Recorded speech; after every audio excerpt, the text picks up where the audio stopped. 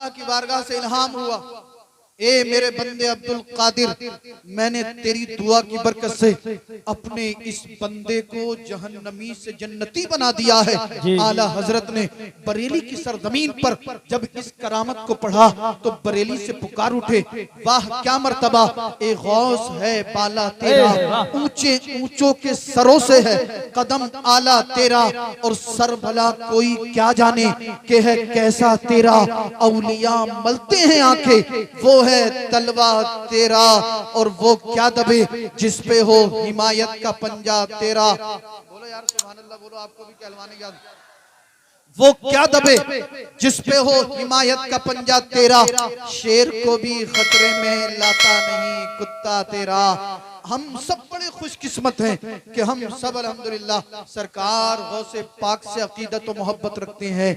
Baghdad के अंदर सरकार गौसे पाक एक गली से एक रास्ते से गुजरे, अतराफ बगदाद में पहुंचे, एक वसी और ऐस मैदान, उसमें हजारों लोगों का ठाटे मारता हुआ मजमा।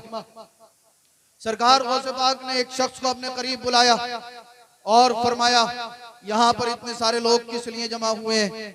उसने कहा कि हुजूर, इस इलाके का जो सबसे बड़ा चोर था, सबसे बड़ा डाकू था, उसे पुलिस ने अरेस्ट कर लिया,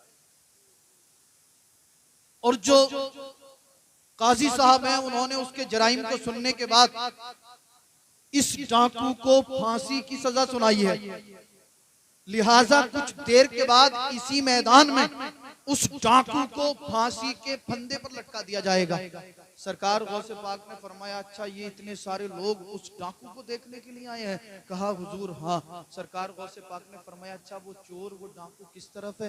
कहा हुजूर उस तरफ है। सरकार गौसे पाक मजमे को चीरते हुए उस डाकू के करीब तशरीफ ले गए। सरकार गौसे पाक डाकू को देख रहे थे, अचानक उस डाकू की निगाह मेरे गौसे पाक के चेहरे पे पड़ गई। जैसे ही उसकी निगाह गौसे समदानी कुतुब रब्बानी शेख सैयदुना अब्दुल कादिर जिलानी के चेहरे पे पड़ी, उसकी आंखों में आंसू आ गए, ज़ारो कतार रोने लगा, आंखें अश्कबार हो गई। सरकार गौसे पाक ने देखा ये मुझे देखकर रो रहा है। गौसे आजम वापस तशरीफ ले आए। कुछ देर के बाद हुक्म हुआ, लाश फांसी के फंदे पर झूल गई। उसके घर वालों ने उसके लाशे को फांसी के फंदे से उतारा, घर ले गए। गांव में ले जाने के बाद नमाज जनाजा पढ़ाई गई, तजीज़ो तकफीन किया गया, मुसलमानों के कब्रिस्तान में दफन कर दिया गया।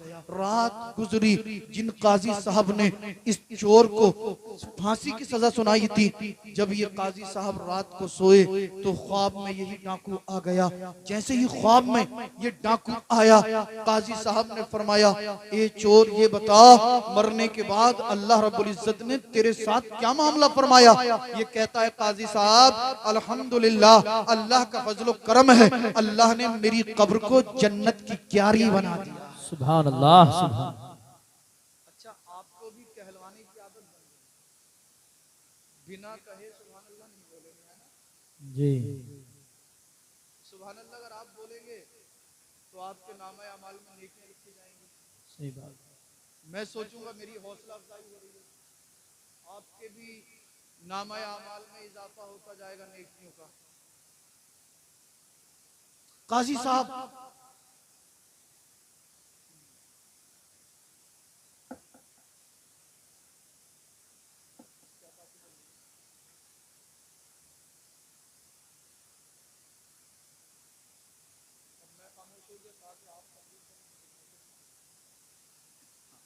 या तो हमारी सुननी पड़ेगी या आप अपनी सुना दो, हम सुन लेंगे। कभी कभार मौका मिलता है किसी महफिलों में आने का मेरे भाई, तो अदब से बैठा करें। अगर हम इस महफिल के अदब को मलहूज नहीं रखेंगे तो जो रहमतें हमें अल्लाह की बारगाह से मिलने वाली हैं, हम उससे महरूम रह जाएंगे। और ये उलमा ये चाहते हैं कि आप महरूम ना रहें, आपके जो है हिस्से में बहुत सारी रहमतें बरकतें आए। सरकार गौसे पाक रज़ी अल्लाह ताला अन्हु जी, सुभान अल्लाह। एक डाकू, एक चोर गौसे आजम रज़ी अल्लाह ताला अन्हु का चेहरा देखा। सरकार गौसे पाक पलट कर वापस आ गए। फांसी दे दी गई। उसके घर वालों ने उसकी तजीज़ और तकफीन का इंतजाम किया, नमाज जनाजा भी हुई, मुसलमानों के कब्रिस्तान में दफन भी कर दिया गया। लेकिन जिन काजी साहब ने उसे फांसी की सजा सुनाई थी, जब वो रात को सोए तो ख्वाब में यही चोर आ गया। काजी साहब ने कहा, ये डाकू, ये चोर, ये बता अल्लाह रब्बुल इज्जत ने मरने के बाद तेरे साथ क्या मामला फरमाया। ये कहता, काजी साहब, अल्लाह का फजल है, अल्लाह ने मेरी कब्र को जन्नत की क्यारी बना दिया। इतना सुना काजी साहब मचल गए और फरमाते हैं, काजी साहब, ए भाई, ये बता, तेरे जराइम को सुनने के बाद मैंने जो फतवा तैयार किया था, क्या उसमें मुझसे कोई लफ्जिश हो गई? तेरे जराइम को सुनने के बाद मैंने जो फतवा तैयार किया था, क्या उसमें मुझसे कोई खता वाक़ हो गई? ये कहता, नहीं मुफ्ती साहब, नहीं काजी साहब, आपका फतवा बिल्कुल दुरुस्त है। आपने जो सजा मेरे लिए तजवीज फरमाई थी, मैं उसी का मुस्तहिक था। काजी साहब मचल गए और फरमाते हैं, फिर ये बता, अल्लाह ने किस नेकी के बदले तेरी कब्र को जन्नत की क्यारी बना दिया, तेरे तमाम गुनाहों को माफ फरमा दिया? ये कहता, काजी साहब, मेरे पास ऐसी कोई नेकी भी नहीं थी। फिर काजी साहब बोले कि अल्लाह ने तेरे गुनाहों को माफ फरमाया, तेरी खताओं को दरगुजर कर दिया, ये बता इसका सबब क्या है, इसका रीजन क्या है? कहता, काजी साहब, करीब था मुझे फांसी के फंदे पर लटका दिया जाता, उससे कुछ वक्त पहले, कुछ देर पहले सरकार गौसे आजम मजमे को चीरते हुए तशरीफ लाए थे।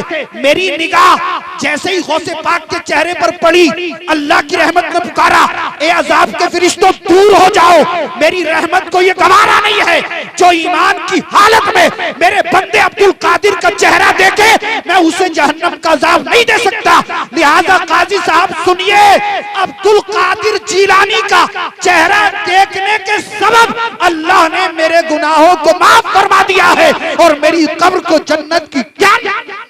अल्लाह, नारे तकबीर, नारे रिसालत, फैजाने गौसे आज़म, सुभान अल्लाह, सुभान अल्लाह। मैंने आलम तसव्वुर में पैगंबर आजम सल्लल्लाहु ताला अलैहि वसल्लम के दामन अक़दस को थामा, उलमा स्टेज की तवज्जो का तालिब, अल्लाह अल्लाह, मैंने सरकार के दामन अक़दस को थामा। आलम तसव्वुर में अपने आका के दामन अक़दस को थामने के बाद अर्ज किया, या रसूल अल्लाह सल्लल्लाहु ताला अलैहि वसल्लम, ए आका, मेरे माँ बाप आप पर कुर्बान हो।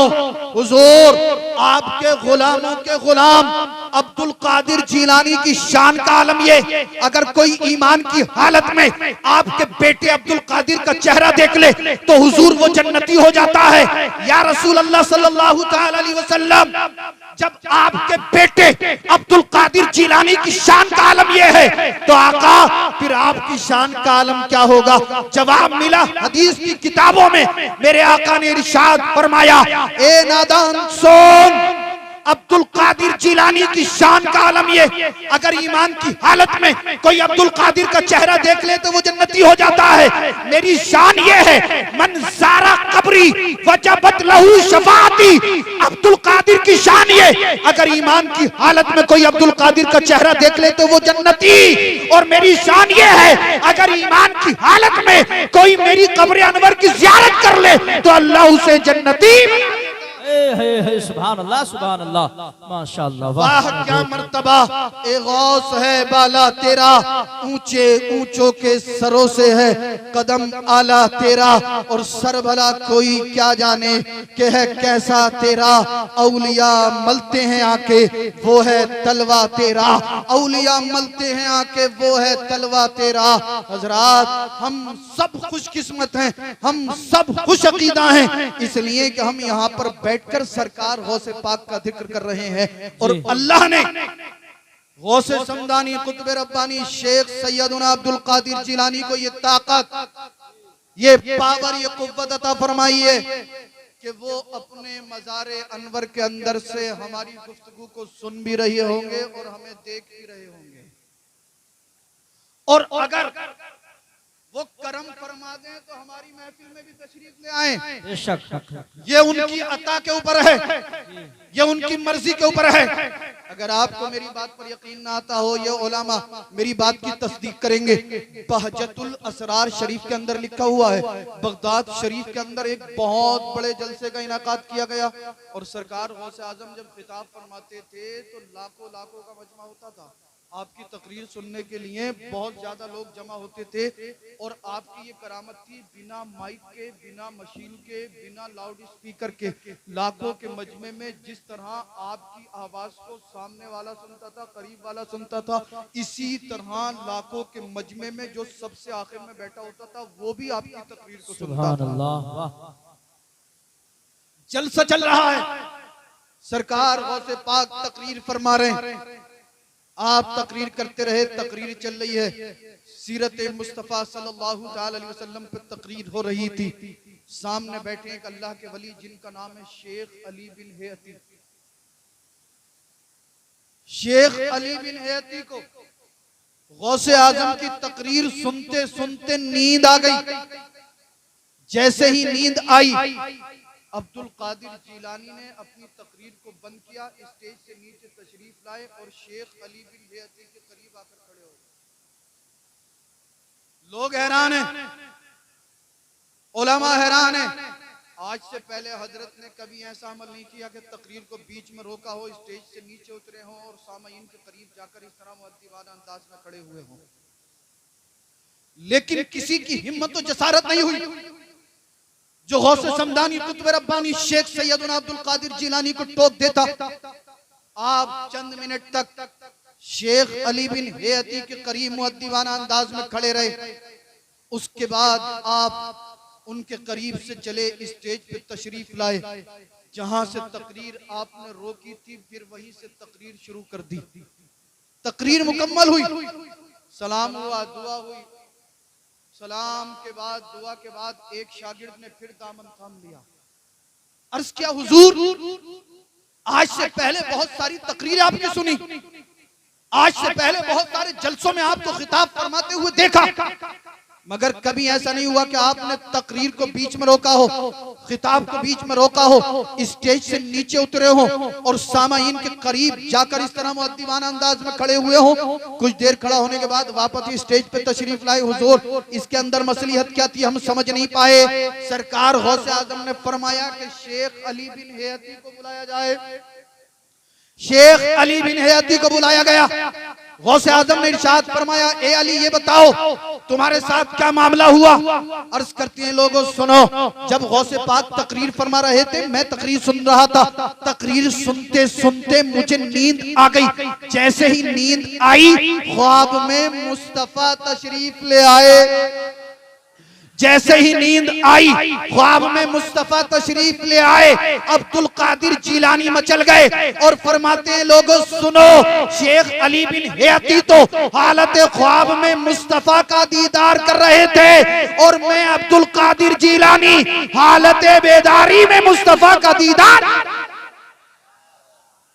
वाह क्या मर्तबा, ए गौस है बाला तेरा, ऊंचे ऊंचों के सरों से है कदम आला तेरा, और सर भला कोई क्या जाने के है कैसा तेरा। औलिया मलते हैं आके वो है तलवा तेरा, और वो क्या दबे जिस पे हो हिमायत का पंजा तेरा। शेर को भी खतरे में लाता नहीं कुत्ता तेरा, और या रसूल अल्लाह तेरी सरकार में रजा लाता है उसको शफी जो मेरा गौस है और लाडला बेटा तेरा। अस्तगफिरुल्लाह अल्लज़ी ला इलाहा इल्ला हुवल हय्युल क़य्यूम व अतूबु इलैहि। ला इलाहा इल्लल्लाहु मुहम्मदुर रसूलुल्लाह सल्लल्लाहु अलैहि वसल्लम। इस्लाम